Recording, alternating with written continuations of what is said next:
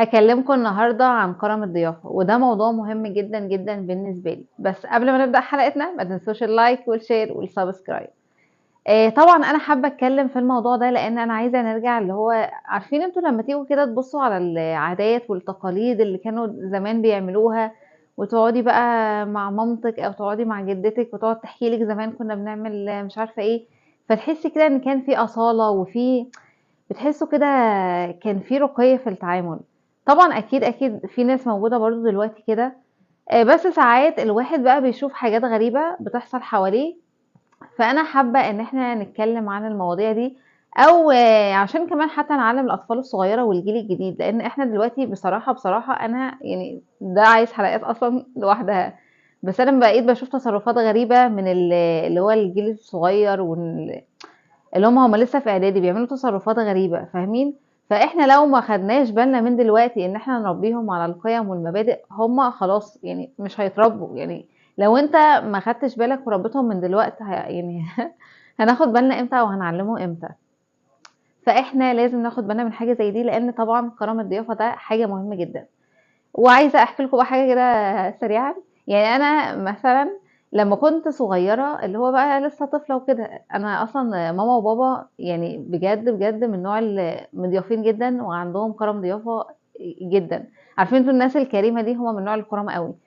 فأنا طبعًا وأنا صغيرة ما كنتش فاهمة الكلام ده، كنت دايمًا باقعد أشوفهم إن هم over. إيه يا ماما الover ده؟ يعني مثلًا لو حد جالنا ضيف ماما تقعد تقدّم له كل حاجة موجودة في البيت، فاهمين حاجة؟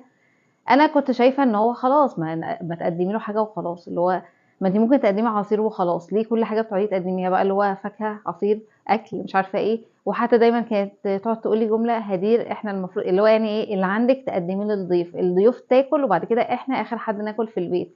فأنا كنت بقى مستغربة، كنت بصراحة شايفة إن هو over مش للدرجة دي، اللي هو إيه الover ده، لأ طبعًا أنا المفروض أنا اللي هو آكل براحتي ومش عارفة إيه، وعندي كل حاجة براحتي، وبعد كده بقى لو اتبقى أو هيفيض نبقى ساعتها نقدّم للضيف أو لأ. بس طبعًا أنا كنت لسه صغيرة مش فاهمة حاجة، ما فهمتش الكلام ده إلا طبعًا أمّا الواحد كبر وبدأ بقى يتعرّض لمواقف. إن أنا مثلًا فعلًا لو واحدة صاحبتي جاية لي وأنا باحبها، فبابقى فعلًا عايزة أكرمها وعايزة أقدّم لها حاجة حلوة تكون هي كمان بتحبها. يعني مثلًا لو أنا عارفة هي بتحب مشروب معيّن بابقى عايزة أجيبه لها.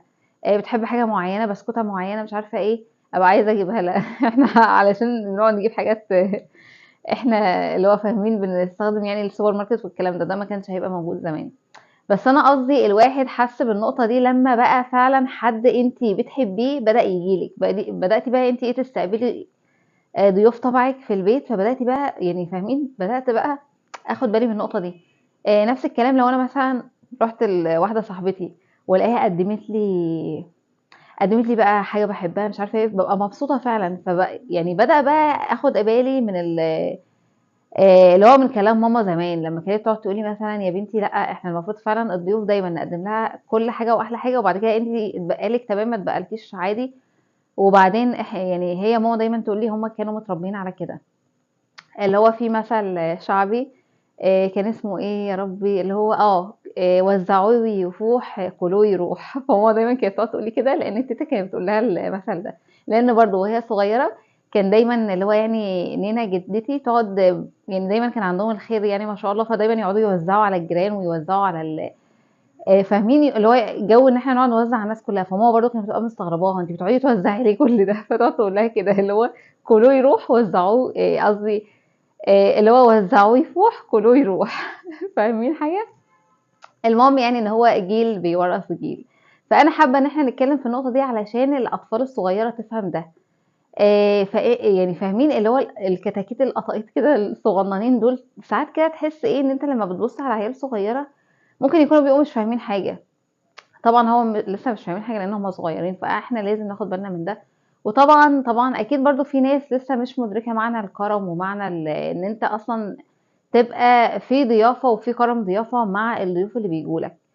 وطبعًا، طبعًا في حديث نبوي بيقول اللي هو من كان يؤمن بالله واليوم الآخر فليكرم ضيفه. فده قد إيه كرم الضيافة أصلًا في الإسلام، يعني مش مثلًا حاجة إحنا بنقولها زيادة عننا، لأ دي حاجة المفروض محببة لينا. وأنا طبعًا مش عارفة أوي يعني في النقطة دي، بس طبعا اكيد اهل العلم هيفيدونا في حاجه زي دي. فلو حد بقى عنده معلومه يقولها، لو حد يعرف مثلا شيخ او كده اتكلم في فيديو معين، يعني يسيب لنا اللينك عشان نتفرج عليه. بس الحديث ده مثلا انا عارفاه، وطبعا انا عارفه ان النبي عليه الصلاه والسلام كان بيبقى فيه لما بيجي ضيف بنكرمه وهكذا. فاصلا دي حاجه معروفه من عاداتنا ومن في الدين الاسلامي بتاعنا. بس انا بقى حابه اتكلم اكتر عن الاثر بتاعه. زي ما قلت لكم، انا لما كنت صغيره مثلا ما كنتش لسه، يعني كنت لسه مش فاهمه حاجه، اللي هو شايفه ان ماما اوفر، انت ايه يا ماما كل اللي بتعمليه ده. وعايزه اقول لكم على حاجه، يعني ماما مثلا مش كانت بتعمل ده مع الضيوف بس، اللي هو صحابنا قرايبنا، لا كانت بتعمل فعلا ده مع اي حد. يعني مثلا ممكن يكون حد بتاع اللي هو فاتوره غاز كهرباء، او ممكن فعلا يبقى جاي بيعمل حاجه، ماما اللي هو في حاجه في البيت تقوم رايحه مقدمها له. فطبعا انا كنت لسه صغيره مش فاهمه حاجه، وكنت بقى فعلا شايفه انها اوفر. بس دلوقتي انا لما بقيت باجي استرجع المواقف دي، بقيت ببقى شايفه اللي هو فعلا انت، يعني فعلا احب الاعمال عند ربنا اطعام الطعام. فتخيلوا كده لو حد فعلا جاي لك وبيقدم لك خدمه او بيعمل لك حاجه، وانت قدمت له حاجه عن طيب خاطر وبنفس، يعني اللي هو فاهمين بنفس راضيه. فقد ايه يعني انت اصلا بتقدم حاجه بحب، ومش عايز من وراها مصلحه ولا عايز من وراها غرض. قد ايه انت يعني جبر الخواطر، اللي هو قد ايه انت اصلا بتبسط الانسان اللي قدامك. فتخيل بقى ربنا هيعمل ايه. فانا بقيت بصراحه ببص لها من المنطلق ده او المنظور ده، ان احنا ليه ما نبقاش عايزين مثلا ان احنا عارفين اللي هو ان انت تدخل سرور على مسلم، ان انت تبسط حد او تفرح حد. يعني لو انت فعلا في ايدك حاجه تعملها ما تعملها. وطبعا برضو يعني سمعت شويه فيديوز من لشيوخ وكده، فكانوا بيتكلموا في النقطه دي، ان انت برضو عشان تكرم ضيفك يعني اكرمه من الموجود في بيتك. يعني احنا مش بنقول ان انت ترهق نفسك ماديا ولا تروح تجيب حاجات كتيره ومش عارفه ايه. لو انت شايف ان انت كماديا مش قدر استطاعتك تجيب حاجات كتيره، يعني قدم اللي موجود. فاهمين قصدي؟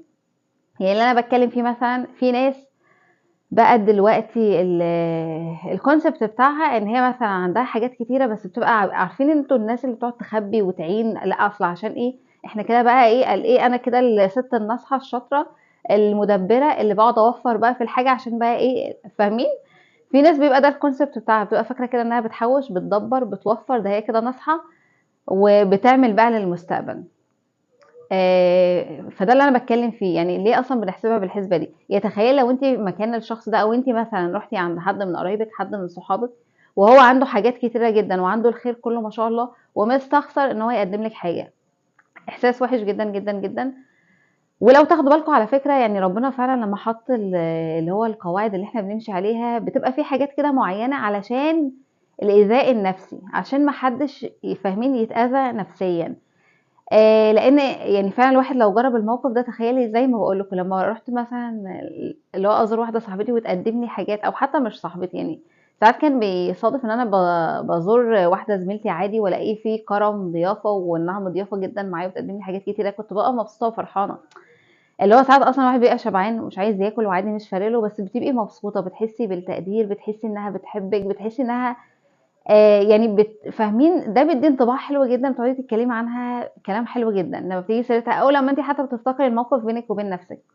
على العكس بقى، تخيلي بقى لو أنتِ رُحتِ لحد ولقيتِ عنده بقى، أو حتى ما عندوش، أنتِ عارفة يا ستي إن هو مستواه المادي كويس، أو عارفة إن هو عنده، بس ساعات كده بيوصل إحساس إن هو مستخسر يدّيكِ.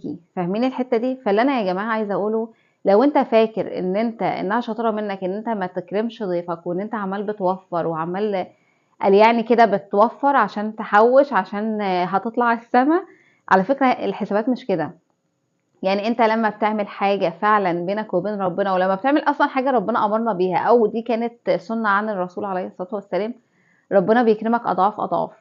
لإن إحنا لو جينا نحسبها كده، إحنا أصلًا في حاجات كتيرة جدًا، يعني في ابتلاءات كتيرة جدًا ممكن تحصل لك. يعني الله أعلم أنت بتعمل خير إيه، فربنا بيحوش عنك ابتلاء إيه. فاهمين قصدي؟ فخلّونا نحسبها اللي هو كأننا بنتعامل مع ربنا. يعني ما تقعدش تتعامل مع يعني أنت ساعات برضه بتبقى إيه، لو قعدت تحسبها 1+1=2، في حاجات كده بتبقى متضايق، ولأ أنا مش هاعمل كذا، أصل الشخص ده ما باحبوش، بس هو خلاص، يعني هو خلاص ضيف عندك وجه بيتك. زي ما بيقولوا اللي هو لو حد جه بيتك جاب الغلط عليك يعني. ال المُجمل يعني من الكلام، إن أنا قصدي حتى لو أنت الشخص الضيف ده أنت شايفه إن هو ضيف، أنت مش اللي هو يعني مش أنت مش بتحبه، مش قريب منك، بس يعني ده ضيف عندك، فخلي عندنا نرجع تاني لكونسبت كرم